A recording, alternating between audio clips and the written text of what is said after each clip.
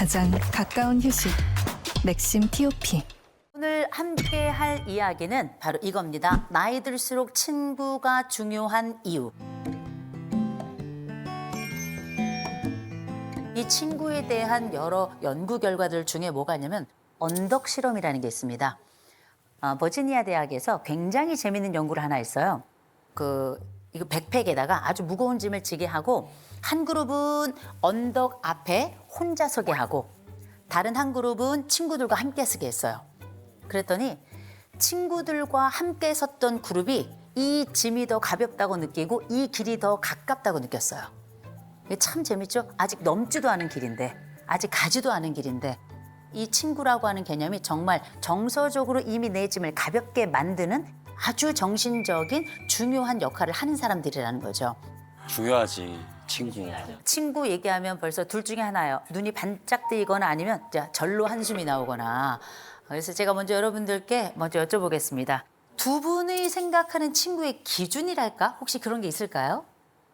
정말 살다 보니까 그렇지 않아요? 슬픈 어때요? 일은 같이 슬퍼해주기 너무 쉬운데 쉬운 것보다는 함께 슬퍼해주는데 근데 좋은 일 있을 때 진정으로 진짜 좋아하는 친구가 몇 명이 될까? 그러니까 뭔가 있잖아요. 약간 축하해 하는데 표정이 약간 그래 이런 거 있잖아요. 그게 느껴질 때 있어, 시기 질투가 시기 깔려 있는 질투가, 느낌. 나쁜 얘기하면 어머 어떡해 슬퍼해주고 막 같이 울어주니까 전 진정한 친구인 줄 알았어요. 근데 좋은 일 있을 때는 깎아내리고 너 옛날 생각해봐 막 이런 것들. 그래서 정말 진정으로 축하해주는 친구가 정말 기쁠 때나 진정한 친구 아닐까 생각이 들어요. 전 그런 기준으로 보고 있습니다. 그거 맞는 말인 것 같아요. 어때요? 저는 이제 진정한 친구의 기준은 제가 진짜 속상할 때 제가 진짜 자존심 상하는 말이 있을 수 있잖아요. 막 그런 말조차도 그냥 좀 이렇게 터놓을 수 있는 게 진짜 친구가 아닐까.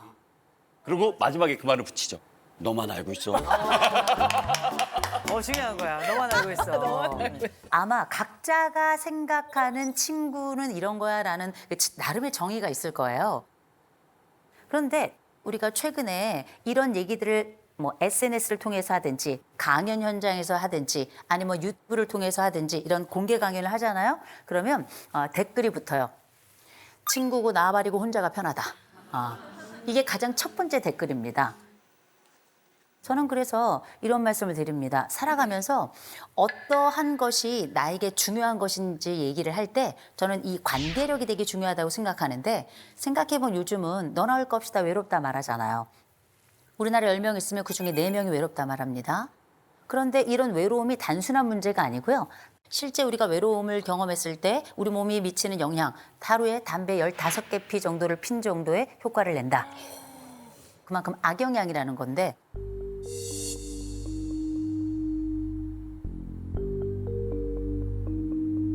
매일 15개 피를 핀다고 생각하는 정도로 외로움은 우리들에게 치명적이라는 거죠. 근데 이게 나이가 들면 들수록 내 외로움을 느끼는 지수는 더 높아집니다. 30대에는 한 30%가 외롭다고 느끼지만 벌써 60대가 넘어가면 42%가 넘어가요. 나이가 들수록 외로움을 더 크게 느끼는 게 사실이라서 진짜?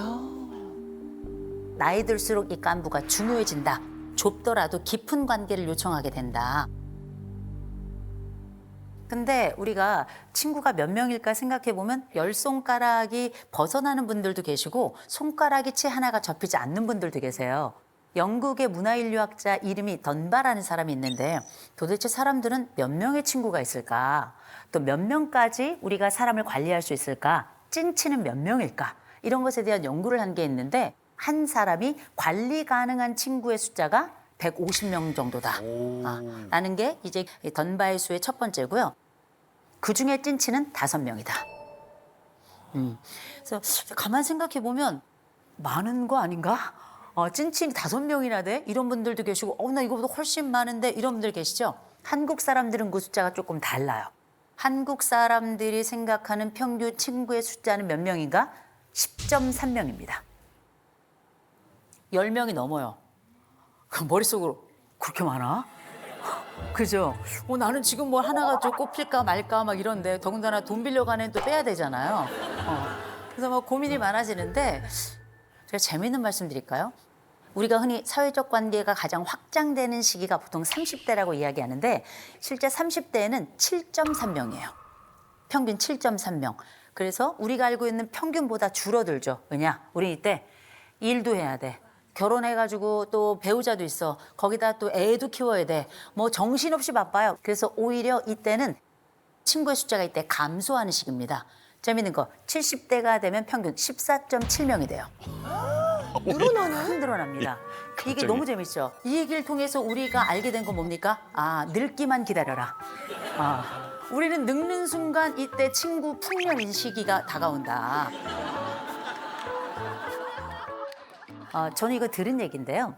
영월에 있는 90대 한 어르신이 매일 하시는 일이 있어요. 그 매일 하시는 일이 뭐냐면 산 2개를 걸어서 가서 그곳에 있는 친구를 만나고 오는 게 이분의 매일의 루틴이에요. 가는 데만 기본 2시간 반이 걸려요. 왜냐 걸음이 느리시니까. 그렇잖아요? 그래서 만나서 뭐 하시냐 그랬더니 아무것도 안 하셔. 그냥 앉아 있다 온대요. 그냥 생사 확인이에요.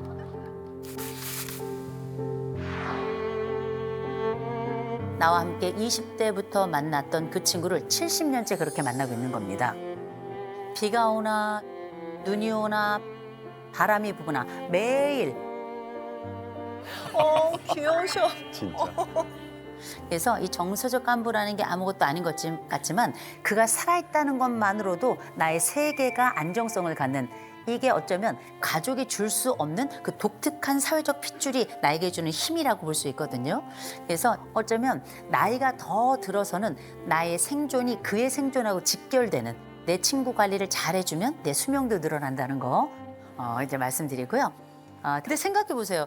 인생에서 만나는 최악의 친구들 유형도 있어요. 굳이 또 나쁜 친구라고 말하기보다는 나에게는 정말 별로인 친구들. 이를테면 우리가 제일 많이 느끼는 거 나를 이용하는 애들 있죠. 예, 없으셨어요, 선생님은? 선생님 왜 없겠어? 선생님도 약간 뒤통수 맞는 스타일이야, 순수해서. 왜 없겠습니까? 제 주변에 많이 있는데 그중에서도 저한테 딱 1년에 한 번 전화하는 친구가 있어요. 딱 1년에 한 번 전화해서 꼭 돈 빌려달라는 친구가 있어요. 진짜 별로다.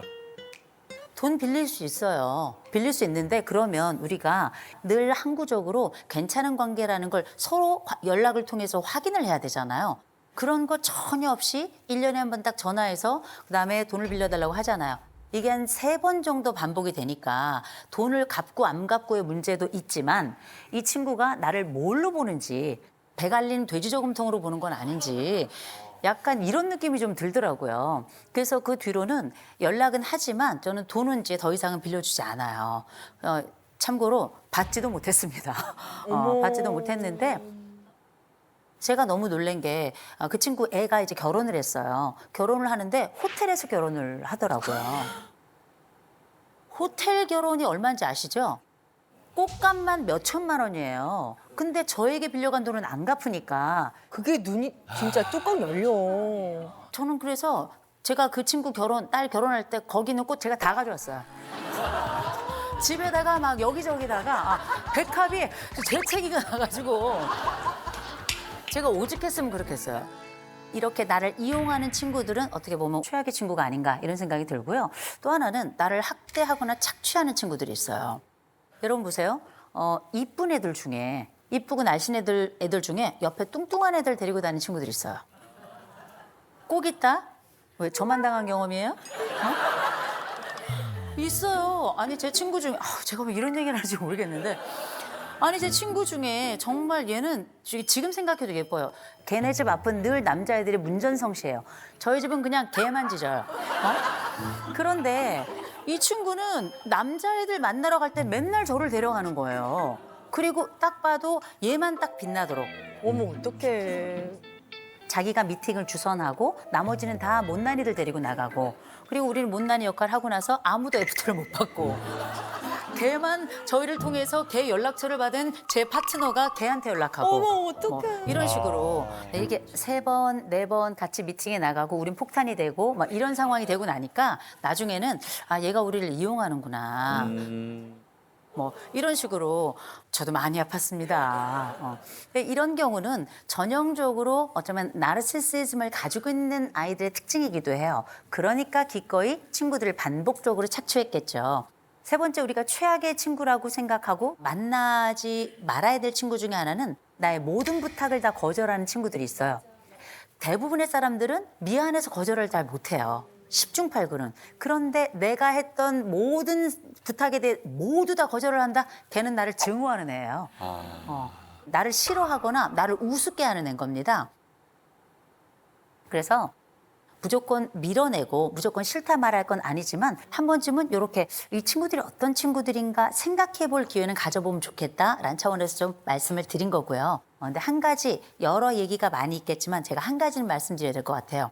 절교라는 걸 하죠. 교제를 끊는다. 절교한다 하더라도 꼭 기억하실 것. 말로 하지 말 것. 그 순간 원수가 됩니다. 원수는 보복의 대상이 되죠.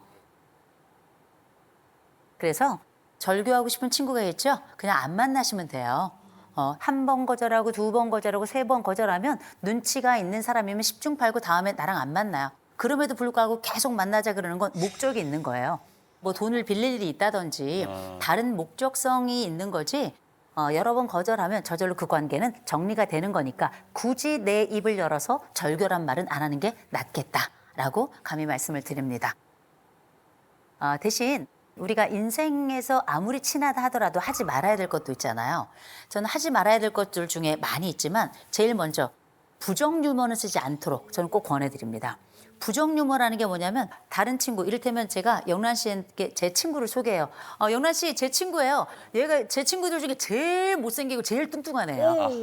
유머야. 유머인데. 유머인데 별로야. 그럼 별로지. 만날 때마다 계속 이 친구를 놀잇감으로 삼는 거. 이건 좀 이제 별로 좋지 않은 거죠. 두 번째는 앞담화 뒷담화 안 돼요.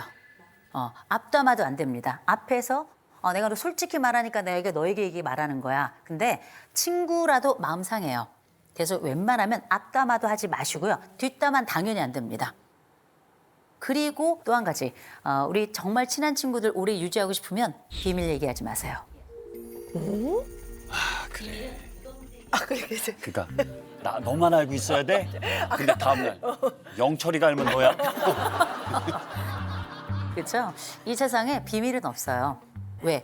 그 친구가 자기 배우자에게만 얘기해. 근데 그 배우자한테 한 얘기를 그 아내는 또 다른 아주 절친 영혼의 친구에게 이야기해. 그럼 어떻게? 이제 우리는 5,300만이 다 아는 거야. 그래서 친한 친구들끼리 얘기하다 보면 또 다른 사람들의 비밀을 나도 모르게 흘릴 수가 있습니다. 근데 그것도 또 다른 보이지 않는 내 친구의 영혼에 상처를 내는 행위라는 거 꼭 기억하시고 비밀은 그냥 무덤까지 가져가시기를 권해드려요. 그래서 우리가 가만 생각해 보면 그래도 저래도 내가 먼저 좋은 친구가 돼야 그도 나에게 좋은 친구가 되는 거잖아요. 전 좋은 친구 되려면 조용필이 필요하다 생각합니다. 조용필 씨가 왜 우리에게 좋은 친구가 되기 위한 좋은 조건인가? 얼마 전에 우리가 사랑하던 배우 안성기 씨가 돌아갔습니다. 두 분은 굉장히 오랫동안 친구였다고 알려져 있는데 조용필 씨가 조문을 하러 갔을 때 기자들이 인터뷰를 했을 때 뭐 내 친구는 이런 친구였고 저런 친구였고 이렇게 말하지 않고요. 정말 짧게 그 친구에 대한 사랑을 얘기하더라고요. 성기야 곧 만나자. 정말 좀 가슴이 너무나 뭉클했습니다. 우리가 조용필이라는 분을 통해서 친구의 개념을 확인할 수 있습니다. 첫 번째, 조건 없이 수용합시다. 이 친구가 실패의 순간에 내게 다가와도 미안하다고 용서를 구하는 시점에라도 우리 그냥 조건 없이 받아줬으면 좋겠어요.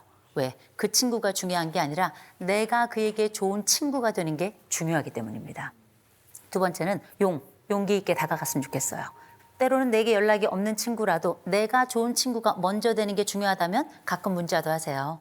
가끔 어색하지만 전화도 한 번씩 하세요. 세 번째, 필연처럼 아껴주셨으면 좋겠어요. 예쁘다 말해주시고 네가 있어서 난 맨날 감격이야. 네가 있어서 난 너무너무 좋아. 네가 내 친구에 너무 자랑스러워. 이렇게 얘기해 주셨으면 좋겠어요. 인디안의 격언 중에 보면 이런 게 있잖아요. 친구는 나의 슬픔을 지고 가는 자다.